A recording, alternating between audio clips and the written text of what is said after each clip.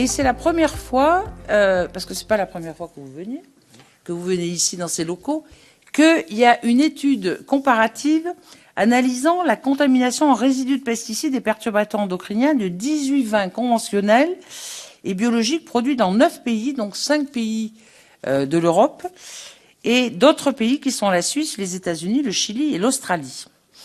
Alors, ce qui est intéressant dans cette étude comparative, c'est qu'on a analysé des vins conventionnels et des vins bio. Et on essaie de voir, sur 148 molécules, combien on en trouve. Et on en trouve 28 substances et résidus qui ont été détectés dans les 18 vins analysés. Dont 8 en particulier, qui est cité dans l'ouvrage de Serralini, là, qui est le goût des pesticides dans le vin, qui ont été régulièrement trouvés, parfois dans les vins conventionnels, selon des concentrations qui varient de 1 à 10, et parfois aussi dans les vins bio.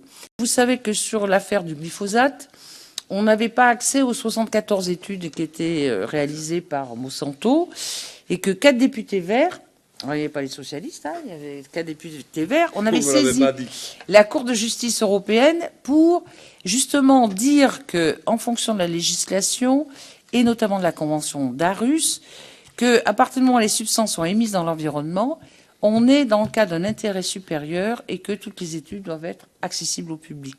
Et le juge nous a donné gain de cause sur tout, sur le fait qu'effectivement la convention d'Aarhus doit obliger les entreprises à fournir ces études et que l'EFSA ne doit plus utiliser le secret commercial et financier des entreprises pour nous fournir ces études. Donc ça a été quand même une victoire très importante. C'était du 7 mars 2019, et ça va faire jurisprudence. Vous voyez que les agences pourront plus se retrancher derrière le secret commercial. Tout notre boulot, c'est qu'il y ait une information éclairée du consommateur. Et l'information éclairée du consommateur passe par un organisme de contrôle, hein, et passe par la transparence de l'information et donc par l'étiquetage. Voilà pourquoi moi je soutiens vraiment cette initiative, je soutiens ce que vous avez fait au niveau de TOWA, parce que plus on aura de l'information, plus ça entraînera un cercle vertueux au niveau justement des producteurs. Si on est dans le conventionnel, ben on sait qu'on va trouver des pesticides, mais encore faut-il pas trouver des pesticides non autorisés en Europe. Et si on est dans le vin bio, vous voyez, il ne s'agit pas de dire seulement le vin bio, parce qu'il n'y a pas forcément, et d'ailleurs on le voit, hein, il y a des vins bio allemands qui ont des substances qu'on ne trouve pas au niveau des vins français en bio. Donc ça veut dire que, il faut vraiment harmoniser, mais le contrôle passera par la transparence. Comme vous l'avez dit, on est un collectif citoyen qui prend le prisme consommateur et qui a réussi à regrouper 1200 domaines viticoles dans 15 États membres. Toute une communauté scientifique de médecins, de toxicologues, d'agronomes, de microbiologistes et de juristes. Et nous nous mobilisons en fait pour l'accès à la transparence dans les vins bio et pour une transition majeure vers une agriculture biologique. Alors le 21 janvier dernier, le professeur André Cicolella et Michel Rivasi ont souhaité mener cette analyse phytosanitaire comparative internationale sur des vins à la fois biologiques et conventionnels afin de mesurer une différence entre les deux secteurs en termes de résidus de pesticides chimiques. Alors pourquoi ? L'objectif est de détecter si les toxiques soulevés sont classés cancérigènes, mutagènes, réprotoxiques, donc CMR, et perturbateurs endocriniens. Donc aujourd'hui, les molécules classées CMR et perturbateurs endocriniens ne sont pas retirées du marché. Or, il appartient aux consommateurs de pouvoir acheter ces produits vins en connaissance de cause, d'où le projet de TOWA de rendre compte de la transparence des composés de vin et de contribuer à réduire l'exposition des populations aux perturbateurs endocriniens, comme il en est question dans la charte d'engagement des villes et territoires sans perturbateurs endocriniens menée par RES, le réseau Environnement Santé, et le professeur André Cicolella. Il s'agit d'une étude menée sur 9 pays. On a pris pour chacun d'eux 2 échantillons.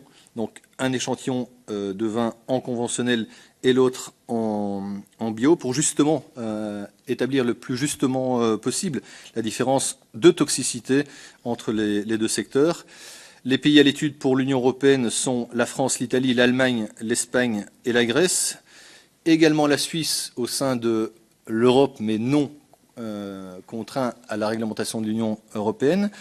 Et puis les États-Unis, le Chili et l'Australie pour les 3 pays en dehors de l'Europe. Alors nous mettons en exergue les toxicités étudiées par le professeur Gilles-Éric Seralini et reconnues par les agences internationales qui réglementent les pesticides, agences américaines et européennes, donc EPA, FDA, l'EFSA, et les banques de données réglementaires. Notons que selon Gilles-Éric Seralini, les matières, les molécules actives déclarées qui sont commercialisées le sont avec des coformulants qui peuvent avoir des niveaux de toxicité jusqu'à 1000 fois supérieurs à la molécule active déclarée. Son étude sur les produits à base de glyphosate en 2018 démontre que chacun des produits commercialisés à base de glyphosate contient de l'arsenic, arsenic interdit au sein de l'Union européenne depuis 35 ans, je pense, et 1000 fois plus toxique que la molécule active du glyphosate lui-même. Alors ces coformulants sont là, évidemment, pour aplanir les différences entre les toxicités des pesticides reconnus, mais aussi ils sont tenus comme inertes et confidentiels par les firmes qui produisent ces pesticides et sur lesquels ces dernières ne communiquent pas les analyses élaborées. Que font ces molécules aujourd'hui sur le marché? Toutes ces molécules sont autorisées, malgré qu'elles soient classées CMR et ou perturbateurs endocriniens. La Commission ne juge pas pertinent jusqu'à aujourd'hui non seulement de retirer ces molécules du marché, mais non pas pertinent non plus d'avertir les citoyens de leur présence dans ce qu'ils vont consommer. Alors c'est donc aux consommateurs d'entamer la démarche pour sélectionner les produits qui ne comporteraient pas ces molécules. Oui, d'accord, mais pour cela, il faudrait qu'il ait accès à cette information. Donc, il lui est impossible à ce jour d'évaluer le niveau de sécurité alimentaire du produit vin qu'il apporte sur sa table pour la consommer. Donc, c'est là où émane le besoin de transparence pour permettre à ce consommateur de décider seul. La communauté scientifique de TOA, donc André Cicolella, Patricia Gentilini, Luc Lonlas et Jean-François Harlet, ces molécules ayant des impacts CMR et perturbateurs endocriniens, de manière isolée, ne peuvent pas être considérées de la sorte, mais bien dans un ensemble plus complexe que l'on appelle l'effet cocktail. Et en effet, cette association de plusieurs toxiques n'est pas à ignorer. Les modifications de l'exposome et de l'épigénétique nous contraignent à prendre en compte ces paramètres. Donc, de cette étude, il importe de constater que des vins conventionnels sont évidemment concernés par la problématique CMR et perturbateurs endocriniens, mais que la présence également de pesticides chimiques dans le vin bio allemand, américain et suisse montre que la frontière entre le conventionnel et le bio peut s'avérer mince. Et donc là, il faut tirer la sonnette d'alarme, parce que ça signifie que la gardienne des traités, la Commission européenne, quelque part, manque de vigilance et a besoin de renforcer une réglementation à l'égard du bio, comme le dit Michel Rivasi, ce secteur vertueux qui tente de faire propre et qu'il faut encourager. J'étais l'auteur d'un amendement de rejet de la proposition de la Commission. D'abord un député PPE, M. Dess, mais qui ne l'a pas conduit jusqu'au bout, et j'étais porteur de cet amendement également. On l'a voté en début, avant les votes. Il obtient 10 voix, et il y en a 35 qui veulent quand même qu'on aille au-delà et qu'on vote le rapport. Et hier, bon, ça ne va pas dans la bonne direction. Hein. Moi, j'en ai ras-le-bol de voir la PAC changer tous les 5 ans avec des petites réformettes qui ne vont pas dans le bon sens et où il y a parfois des mesures cosmétiques pour les aides supérieures, pour le bio, pour les jeunes agriculteurs. Mais elles sont à la marge. Et elles ne remettent pas en cause la mauvaise distribution des aides qu'on a aujourd'hui. et qu'on connaît de manière, je dirais, c'est une dérive dans l'aide à l'hectare. On est arrivé à faire un espèce de plafonnement. Il faut voir s'il sera effectif. Hein. Mais donc je crois qu'il fallait voter contre. J'ai voté contre à la fin, mais nous étions 17 à la fin à voter contre et 27 pour. Ça veut dire qu'avant, dans tous les votes de ce type-là que j'ai connus, il y avait souvent quelques-uns qui s'opposaient. Et puis le rapport c'était 40-5. Hier c'est 27-17. Donc ça veut dire qu'il n'y aura pas de vote en plénière avant la fin de la législature. Donc j'espère que là où le futur commissaire comprendra le message. J'ai une question. Donc Adrien Tréchaud, 8e génération de viticulteur sur un domaine viticole à Montpellier, et éditeur d'un guide sur les vins sans résidus pesticides, le vin zéro pesticide. Pour le vin bio, comme M. Tarabella en parlait tout à l'heure, pour le vin bio, mais aussi pour le bio en général, c'est une Europe à 2 vitesses qui s'est dessinée, avec de la nourriture plus saine, mais très souvent pour les citoyens plus aisés. Comment rétablir un équilibre ?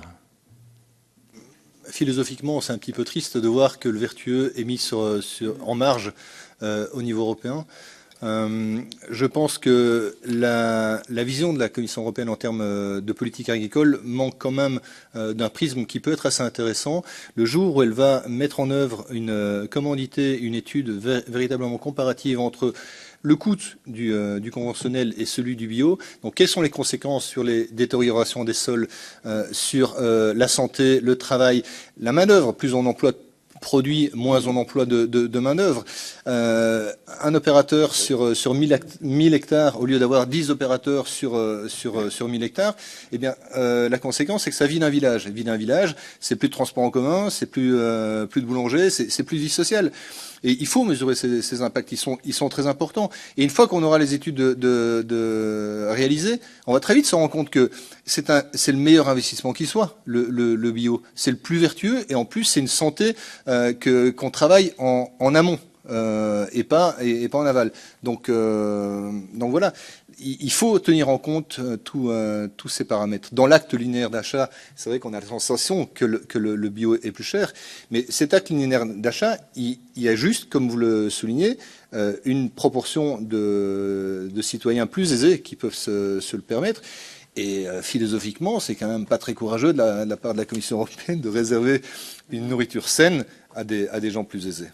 On est un collectif citoyen qui prend le prisme consommateur et qui a réussi à regrouper 1200 domaines viticoles dans 15 États membres, toute une communauté scientifique de médecins, de toxicologues, d'agronomes, de microbiologistes et de juristes. Et nous mobilisons en fait pour l'accès à la transparence dans les vins bio et pour une transition majeure vers une agriculture biologique. Alors, le 21 janvier dernier, le professeur André Cicolella et Michel Rivasi ont souhaité mener cette analyse phytosanitaire comparative internationale sur des vins à la fois biologiques et conventionnels afin de mesurer une différence entre les deux secteurs en termes de résidus de pesticides chimiques. Alors, pourquoi ? L'objectif est de détecter si les toxiques soulevés sont classés cancérigènes, mutagènes, réprotoxiques, donc CMR, et perturbateurs endocriniens. Donc aujourd'hui, les molécules classées CMR et perturbateurs endocriniens ne sont pas retirées du marché.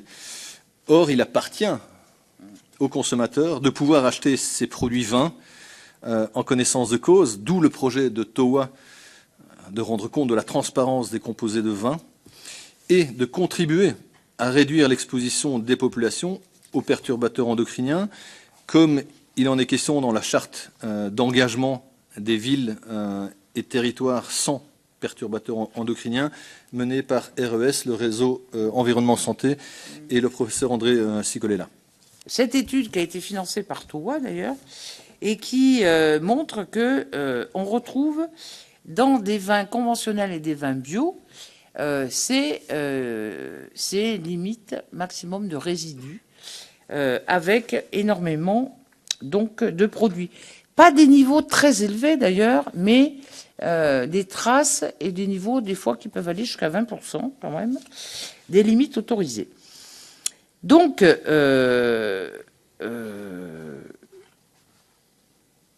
y a l'exemple de plusieurs vins, si ça vous intéresse. On a toute la liste, mais Olivier en parlera plus. Donc, on est quand même soumis à un problème. On a une directive européenne qui a en quelque sorte harmonisé ce qu'on entend par le bio et qui doit étiqueter ce qui est bio. Mais nous, on veut aller plus loin, on veut qu'il y ait un étiquetage sur les résidus. C'est-à-dire que s'il n'y a pas un étiquetage sur les résidus, eh bien, les gens, ils ne savent pas exactement quand ils ont un vin bio, si on en trouve, si on n'en trouve pas. Et dans le vin conventionnel, c'est quand même très important que ce ne soit pas seulement les bio qui fassent des mesures, mais que ce soit aussi le vin conventionnel. Parce que jusqu'à présent, c'est quand même les bio qui sont contrôlés, mais pas tellement les gens qui font de l'agriculture conventionnelle. Ça, c'est un premier problème. Le deuxième problème qu'on voit bien dans ces mesures, c'est que y a du vin qui vient d'Australie, de Chili, etc., et qui contient des résidus, aussi bien des vins conventionnels que des vins bio, et des pesticides qui ne sont pas autorisés sur le plan français. Donc, il est quand même nécessaire d'avoir une espèce d'organisme de contrôle européen pour vérifier si, dans le cas du vin, il y a des pesticides qui ne sont pas autorisés en Europe, parce que normalement, ils ne devraient pas franchir les frontières. Donc ça veut dire que dans les États membres et sur le plan européen, il faut vraiment un organisme de contrôle européen qui fasse ça. Et puis je dirais que tout notre boulot, c'est qu'il y ait une information éclairée du consommateur.